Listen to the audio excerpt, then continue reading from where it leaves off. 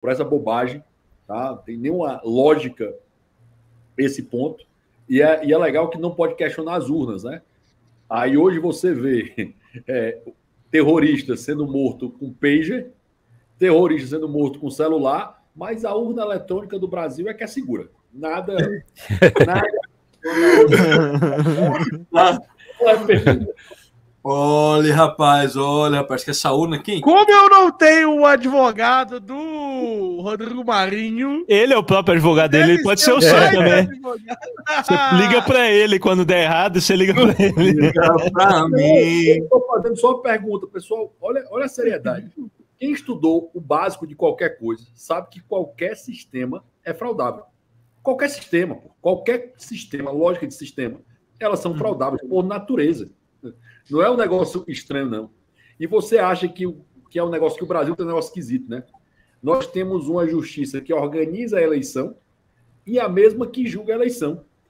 É como se eu fosse o Fortaleza e o juiz fosse o do meu time. É mais ou menos isso o processo eleitoral. Mas de uma capa para outra aqui, você não acha que é um pouco inevitável a partir do momento em que a lisura das eleições é um acessório? O sistema político não depende da lisura das eleições. Tem outras coisas que são, na estrutura causal da política, o que define se determinada instituição, se o Brasil vai continuar funcionando. Se a eleição é ou não é honesta, é um dado secundário para o sistema e para a forma como se organiza a política. Como era a outra forma que eu tomava o poder de alguém, velho? Como é que é a outra forma de transição de poder? Antes da eleição. É bom parar para pensar nisso. Não, só tinha outra forma. Depende. Em termos...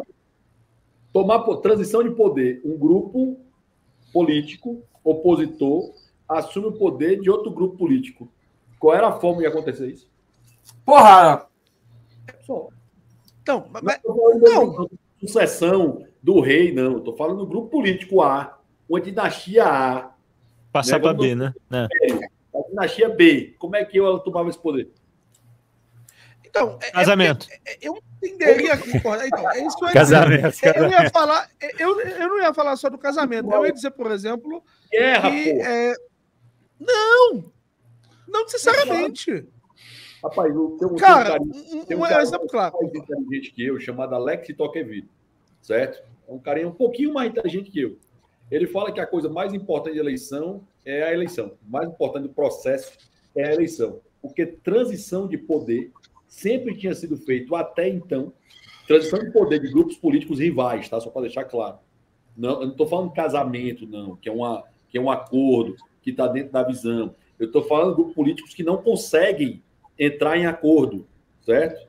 Existem... Aí outro cara mais inteligente do que o Alex Tocqueville, do que eu, que é Aristóteles, vai falar lá, formas de organização do Estado, aristocracia, democracia, essa oligarquia, para isso. Estou falando grupos que não conseguem fazer casamento, acordo, coalizão. Estou falando disso, estou falando de grupos antagônicos.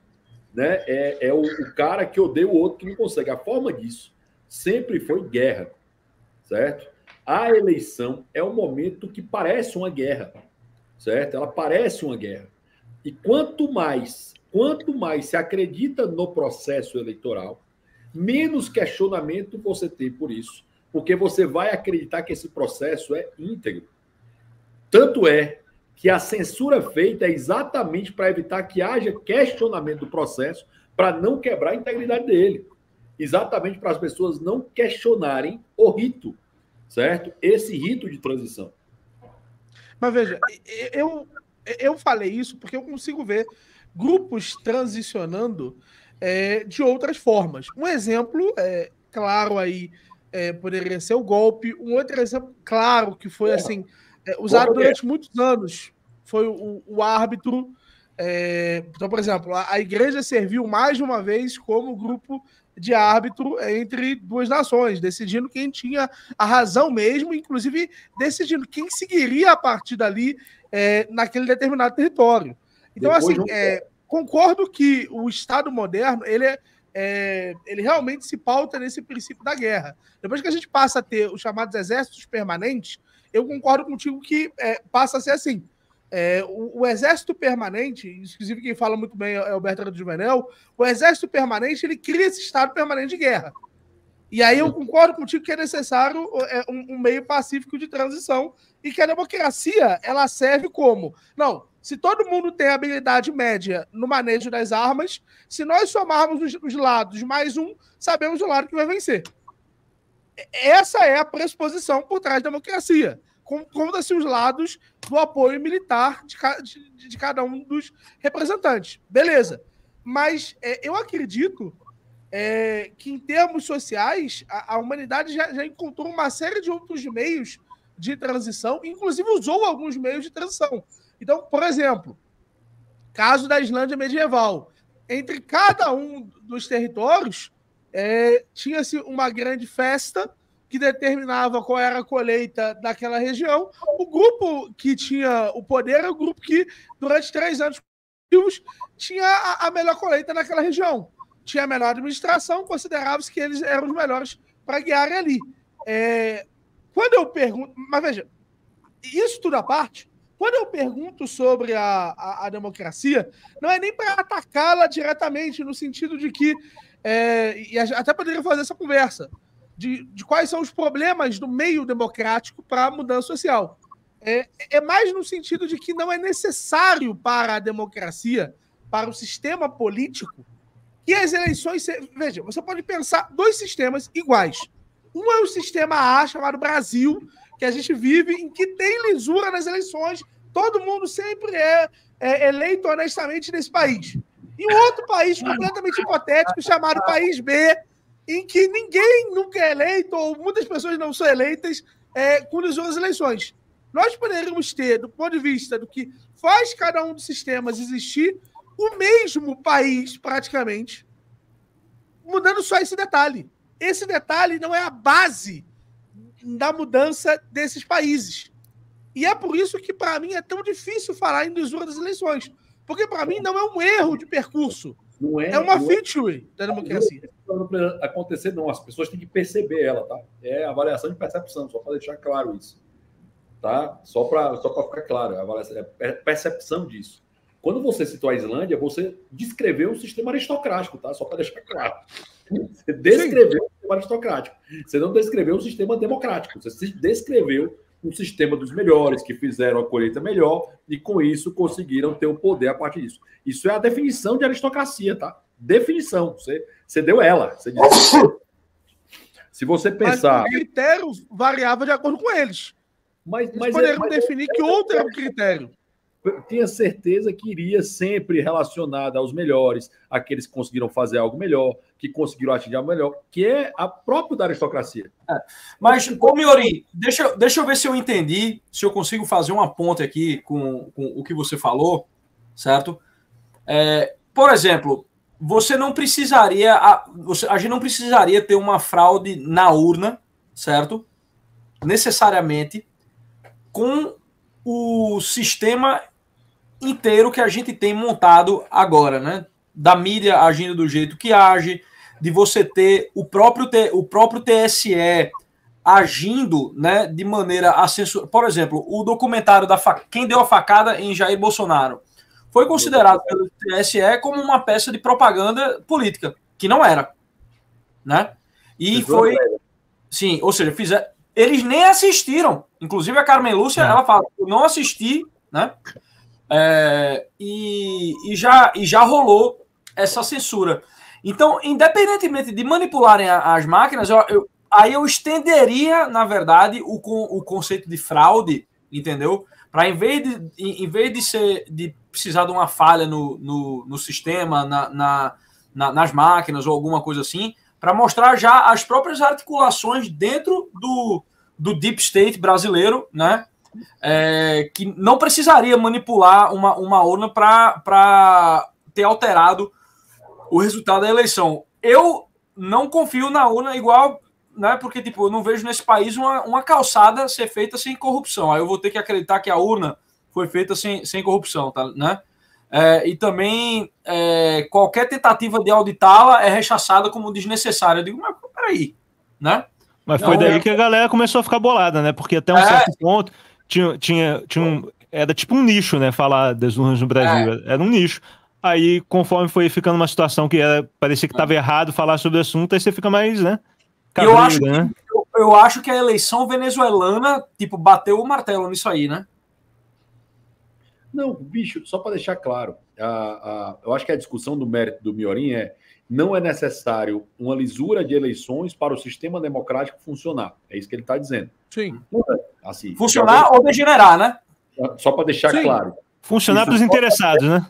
Só dá certo se o exército estiver por trás de quem vai estar dizendo isso, tá? Então, assim, eu preciso ter a força militar para dizer essa brincadeira dar certo. Porque se a força militar achar que não, fudeu. Só para deixar claro. A ideia de você ter uma lisura na eleição é evitar a necessidade de eu ter o exército dizendo assim, ó, se tu brincar, a gente entra nessa porrada. É evitar isso acontecer. O Brasil República nunca conseguiu, né?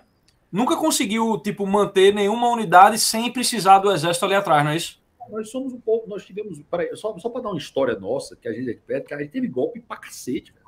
A nossa república é uma república golpista, a começar pelo seu início. Nós tivemos golpe em 1889, tivemos golpe em 30, tivemos golpe em 37, tivemos golpe, porque a gente tem golpe dentro do golpe, né? Porque eu esqueci de falar o de 91, né? Porque em 1891 o Floriano não era vice do Deodoro, não. Sim, tá? Ele já assumiu na base do golpe também, né? É o golpe do golpe do golpe do golpe, né? Cara, porra, 30 foi golpe, 37, 34 é um meio golpe, que foi a Constituição, aquela porcaria. 37 é um golpe dentro do golpe, a ideia de dizer da ameaça comunista, plano Cohen, um golpe fudido, certo? Aqui eu tô falando, 91, 30, 34, 37. Tô falando de 4 golpes, ó. 40 anos, certo?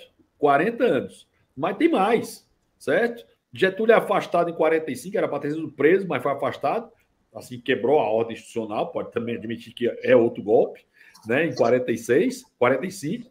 Aí você vai ter 64 golpes, 69, 67 era para ter acabado quando o Castelo Branco é morto de morte matada, não de morte morrida, certo? Que todo mundo sabe disso, mas ninguém fala, tá? Outro golpe. Em 69, outro golpe.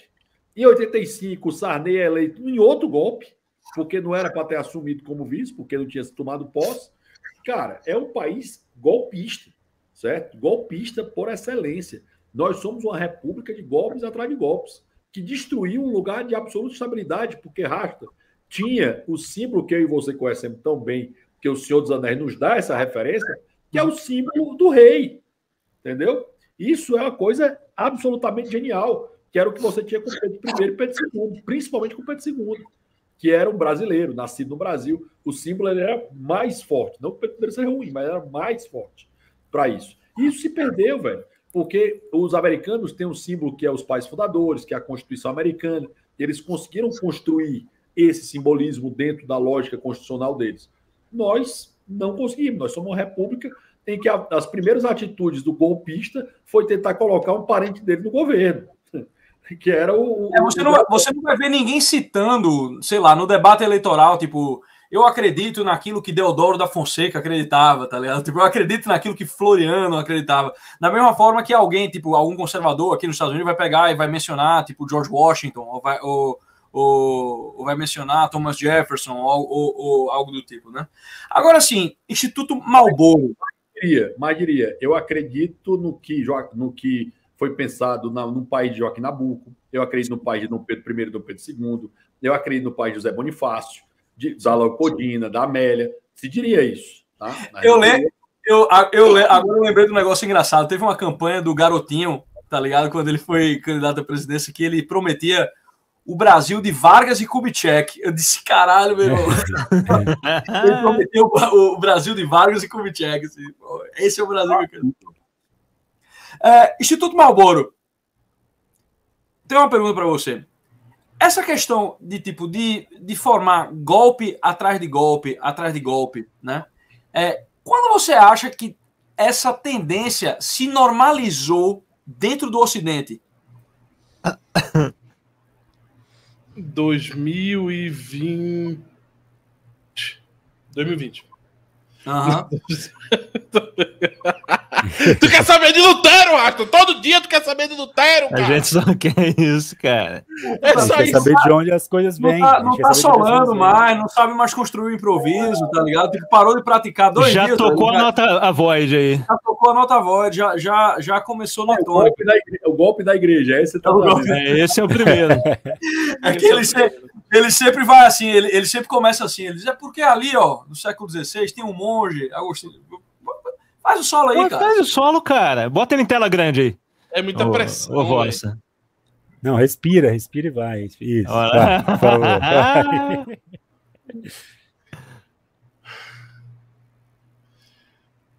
Há muitos anos atrás, existia um rapaz com muitas preocupações em seu âmago, no seu coração, com muitas dúvidas a respeito do seu próprio processo do pecado. Ele, em dúvida, então, resolveu, então, trazer a sua dúvida para toda a sociedade. Era um homem que não conseguiu manter a dúvida apenas em seu coração. Foi o homem que precisou trazer a dúvida para todo o resto da sociedade. E, sendo assim, o nosso grandíssimo monge agostiniano, mais conhecido como Lutero das Tese, mais precisamente 95, decidiu então usar a prensa para começar a provocar a dúvida no coração dos cidadãos alemães. Decidiu então ele traduzir a Bíblia e distribuir para todo mundo. Todo mundo começou a ter opinião. Todo mundo começou a achar que podia falar da Bíblia porque estava lendo. Foi um homem que contribuiu, para quem não sabe, o universalismo da capacidade de ler e escrever. A partir desse momento, começou então a humanidade a achar que poderia tanto duvidar quanto constituir seu próprio poder, fora de dúvidas. Porque Lutero, apesar de ter suas dúvidas, constituiu sua própria igreja. Igreja esta que não tinha dúvidas. Lutero era o brabo. Lutero era o cara. Ele não tinha dúvida. Depois de sua igreja não podia ser questionada. Quando começou a surgir diversos outros protestantes, tal qual Calvino, que era seu aluno, começou a surgir outras igrejas. Lutero ficou puto. Lutero começou a criticar os outros que fizeram a mesma coisa que ele fez. A partir daí, o Ocidente começou a aprender tanto a duvidar quanto a criar suas próprias instituições, criar suas próprias forças de manutenção do poder. E essas agências, essas instituições que detinham seu poder, não podiam ser questionadas. Para quem não sabe, as maiores cruzadas que mataram mais pessoas foram cruzadas provocadas por protestantes. Quem matava a bruxa era protestante. O processo católico é conhecido pela sua Inquisição, onde existia um processo legal devido a ser elaborado. Assim como todo bom rapaz aqui que está defendendo, todo mundo que defende o devido processo legal. Lutero não acreditava no devido processo legal. Lutero acreditava no devido processo da dúvida. O maluco tá esperando um artigo, embaixador, ao vivo. Ao vivo. Ó, você não tá vendo a mão, mas tá aqui no teclado. É ao vivo que eu faço os artigos, amigo. É ao vivo. Lutero, então, constituiu e começou a constituir sua própria esfera de poder. Todo ocidentalzinho agora acha que pode constituir seu próprio poder. Todo mundo acha que pode constituir suas 4 linhas. Todo mundo acha que pode escrever sua própria Constituição. Ou seja, Lutero, quero fazer então uma pergunta a Vossa Senhoria. Dá mais um. Neste momento tão preocupante e de tanta vontade que eu estou agora para fazer esta pergunta a Vossa Senhoria. Estaria você, Lutero, satisfeito com o Xandão? Com o Deleone? Com o Gustavo Lima?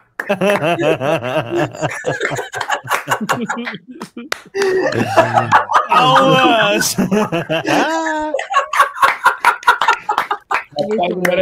Esse é o John Coltrane, embaixador. Caralho, o discurso público. O solo do David Gilmour, realmente, né? Foi, rapaz. É porque eu tô escutando muito Freebird ultimamente, aí tá ficando mais Freebird. Fudeu a merda, né? Esse filho da mãe tentou fuder a igreja e fuder a igreja dele, né, velho? É bem... Meu amigo, quem com pau fode, com pau será fodido. Fudido. Não, Mas, pessoal, Faltou um detalhe do Malboro. Esse cara quis voltar para a igreja várias vezes. Entendeu? E que ele batia muita punheta também, que o Malboro nunca funciona. Ele era punheteiro, cara. Ele era punheteiro, cara. Mas é verdade. Não, embaixador. Ele era punheteiro. Ele fez a reforma por causa disso. Tem vários luteranos aqui no chat que concordam, inclusive, com minhas críticas, porque protestante bom concorda comigo. Tem que criticar Lutero, tem que criticar todo o poder constituído. É ou não é? Alô, protestantes. Deixa só a Bíblia ali, ó. Só a Bíblia. Não tem santo, não tem nada. Eu, como João Paulo II, tenho o maior respeito por João Paulo II, eu tenho o maior respeito pelos evangélicos. Mas quando eu quero encher o saco, eu falo que eles são hereges. Fico... Justo. A chave de período é assim. Eu sacaneio da história da Bíblia, né? Você sabe quem manteve essa Bíblia aí para você ter acesso a ela até hoje, né? Assim, que, obviamente ela não cabe no livro, né? Depende, é a Bíblia ou é a Bíblia desfalcada? Que tem a Bíblia desfalcada também. Engraçado, uma dúvida que fica aqui para quem está assistindo. Por que protestantismo é tão parecido com progressismo?